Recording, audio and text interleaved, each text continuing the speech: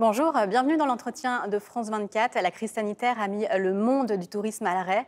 Aujourd'hui, il faut tant bien que mal redémarrer la machine touristique tout en s'adaptant aux contraintes de ce monde post-Covid. Pour en parler, j'ai le plaisir d'avoir à mes côtés Sébastien Bazin, PDG d'Accor, premier groupe hôtelier en Europe. Vous êtes bien sûr présent partout dans le monde avec près de 40 marques, alors Novotel, Ibis, Mercure et tant d'autres. Bonjour Sébastien Bazin. Bonjour. Merci de répondre à nos questions. Il y a un peu plus d'un an, à propos du tourisme, vous évoquiez une industrie bénie des dieux avec une croissance prévisible. L'industrie bénie des dieux traverse la pire crise de son histoire. Malgré tout, est-ce que vous restez optimiste sur un redémarrage ? Oui. Donc, non, sérieusement. Est-ce que l'industrie est toujours bénie des dieux depuis 7 mois? La réponse est évidemment non. Est-ce qu'elle retrouvera toute sa force, toute sa splendeur? Assurément oui. On traverse quelque chose que nous n'avions jamais connu. On a vécu 40 ans de croissance du tourisme depuis les années 50, 70. Tout ça va revenir. La seule chose qu'on ne sait pas, c'est quand. Alors, ça va peut-être revenir différemment. Il y aura peut-être un peu plus de loisirs, un peu moins de clientèle d'affaires. Mais on a aussi probablement une clientèle qui va être plus verte, plus dans la rencontre avec les communautés locales. Donc, non, si on sait s'adapter, ne vous inquiétez surtout pas, notre industrie va retrouver toute sa dimension et toute sa force. Et Accor aussi, by the way. Et plus de 6 mois après le début de la crise, quel est le diagnostic que vous faites de l'état de l'hôtellerie? Quels sont les segments les plus touchés? Vous, avec Accor, vous touchez évidemment de l'économique jusqu'au luxe. C'est très différent. En plus, c'est très différent en fonction des régions. Oui. Le segment qui résiste le mieux, c'est le segment le plus économique et le plus moyen de gamme. Pourquoi? Parce que c'est le plus accessible. Et un certain nombre de personnes, pour faire des économies, vont passer d'un Pullman ou d'un Sofitel pour aller dans un Novotel pour aller dans un hôtel Ibis. Donc, heureusement pour nous, on a tous les segments. Et on l'a bien vu en Chine, le segment qui a rebondi le plus vite, c'est le segment qui est donc le plus accessible, à travers les groupes chinois, mais aussi à travers Accor. Et pourquoi aussi? Parce que le segment luxe est très dépendant de la clientèle internationale, qui est une clientèle qui a besoin de l'ouverture des frontières et du monde aérien. Et comme le monde aérien est à genoux et que les frontières sont fermées, forcément, vous avez moins de monde dans la clientèle de luxe. Mais certains pays rebondissent plus vite que d'autres. La Chine va peut-être démontrer qu'en l'espace de 12 mois, ils sont revenus à la même activité que celle qui préexistait en janvier 2020 et probablement en janvier 2021. Ça va très vite chez eux, ça va moins vite chez nous. Ça va moins vite chez nous parce qu'on a quelque chose sur lequel j'aimerais bien trouver la solution. On a une parfaite incohérence et un dialogue très faible entre les pays européens sur les mesures à apporter pour endiguer cette épidémie. Chacun y va de son propre protocole, de ses propres mesures. Et donc, en fait, on est craintif. Et je ne sais même pas pour moi si je dois aller à Bruxelles ou à Milan ou à Zurich ou à Francfort ou à Londres. C'est à chaque fois des mesures différentes. Et donc, ce manque de cohérence et de transparence, en fait, nous pèse et nous font perdre beaucoup d'activités. Ce qui met à l'arrêt les voyages d'affaires, toujours. Absolument. Alors, comment gère un groupe hôtelier quand on a justement des chambres qui sont remplies à 30-40% et qu'un hôtel sur 5 est encore fermé? D'abord, on ne pleure pas, parce que ça ne sert à rien de s'apesantir sur soi-même. Donc, on prend ce temps, comme ce qu'on appelle moi le temps long, le temps large, pour réfléchir, pour se poser les bonnes questions, ce qu'on aurait peut-être dû faire avant et qu'on n'a pas fait. On réfléchit à la relation client, on aide les propriétaires, parce que ce sont eux qui souffrent terriblement parce qu'ils n'ont pas les moyens de faire face à leurs dettes ou au loyer. On discute beaucoup avec le gouvernement pour qu'eux aussi nous assistent pour qu'on puisse passer ce temps extrêmement difficile. Donc, en fait, on est dans la réflexion. On est dans le mode agir, on est surtout, et c'est le plus compliqué aujourd'hui, on a besoin de se projeter. Non pas sur le temps que cela va prendre, parce que je ne sais pas si ça va prendre 7 mois ou si ça va prendre 1 an et demi. Mais ce qui m'intrigue le plus aujourd'hui, et ce qui d'ailleurs me donne le plus de confiance, c'est quand vous regardez Google, en fait, vous avez accès à beaucoup d'informations chez Google, et Google nous confirme semaine après semaine que les 2 mots-clés les plus utilisés et recherchés par aujourd'hui les internautes sont loisirs et voyage.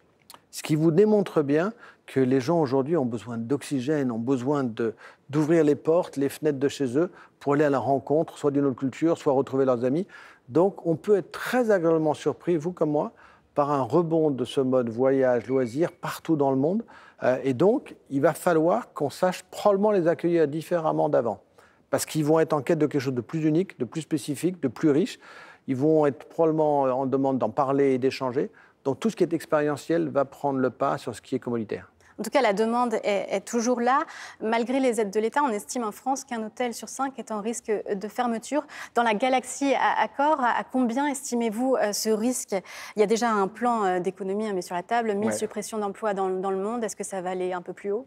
Non, ça ne va pas aller plus haut parce que je pense qu'on n'en a pas besoin. Je suis effondré, ce n'est pas le mot que je cherchais. Désolé, ce n'est pas assez fort.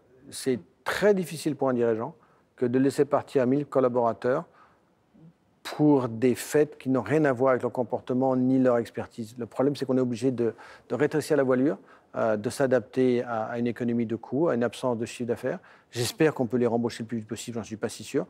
Maintenant, c'est vrai qu'il y a 300 000 entreprises en France aujourd'hui qui sont dans soit des bars, des cafés, des restaurants, et des hôtels, bien sûr. Dans ces 300 000, ce qui est très étonnant et que les gens ne savent pas, c'est 90% d'entre eux ont moins de 6 salariés. Ça veut dire que ce sont des petits bars, des petits restaurants et des petits hôtels qui ont entre 8 chambres et 20 chambres. Le groupe Accor, le plus petit de nos hôtels, doit avoir 40 chambres. Donc, vous allez avoir probablement de la casse et une très grande détresse chez les gens et peut-être un hôtel sur 5. Dans le groupe Accor, compte tenu des marques adossées, compte tenu de la taille, compte tenu de la superficie financière des propriétaires, ça sera très en deçà de 5%. Et j'espère d'ailleurs peut-être aucun. Mais vous aurez une très grande discordance entre le monde qui est non-branded, c'est-à-dire qui n'a pas de marque, et celui qui est aujourd'hui sous chaîne. Et au-delà de l'impact social, il a l'impact financier, boursier. Accor ne fait plus partie du CAC 40, des plus grandes capitalisations boursières de la place de Paris depuis le mois dernier. Vous, le financier, vous êtes rentré en tant qu'actionnaire, vous étiez actionnaire avec Colonie Capital chez Accor. Comment est-ce que vous allez réagir? Comment redonner confiance aux investisseurs? D'abord, c'est dur. C'est dur de sortir du CAC 40, pas tellement en termes de la façon de se comparer avec quelqu'un d'autre, ça n'a aucune espèce d'importance. En termes d'histoire. Mais c'est dur en termes d'histoire parce qu'on était là depuis le début, parce qu'on représentait le tourisme au niveau européen et en France. Mais bon, on y reviendra. Maintenant, quand vous n'avez pas d'activité, forcément vos résultats baissent et donc il y a une certaine corrélation.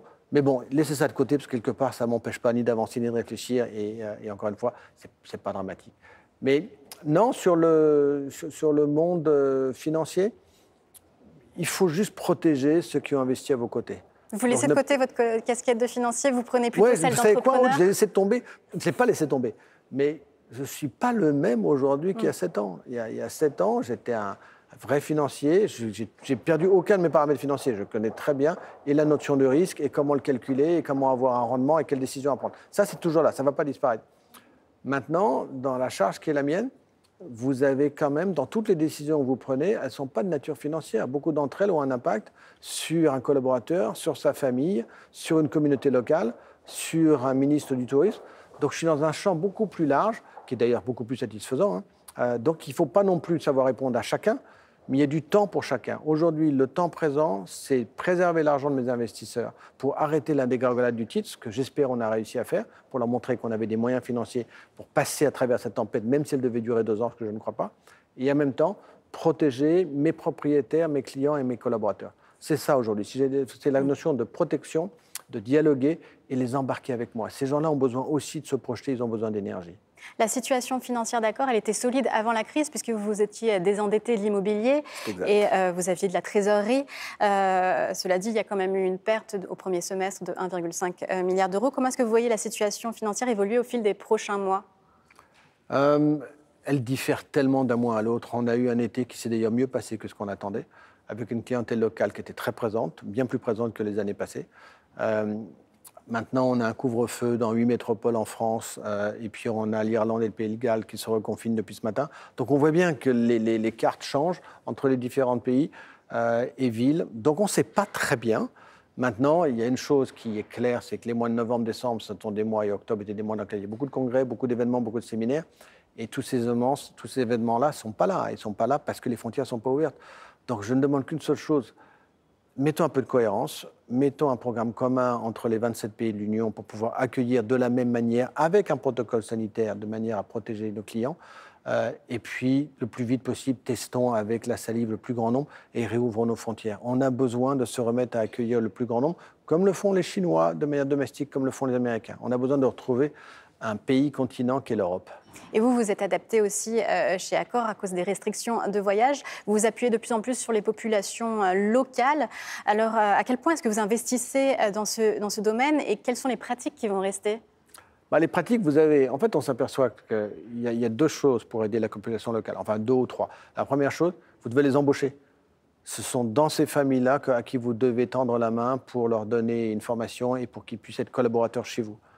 Ils connaissent très bien le territoire, ils en sont des ambassadeurs et c'est le moment de mettre cet apprentissage en route. 2, vous devez avoir tout ce qui est l'approvisionnement local.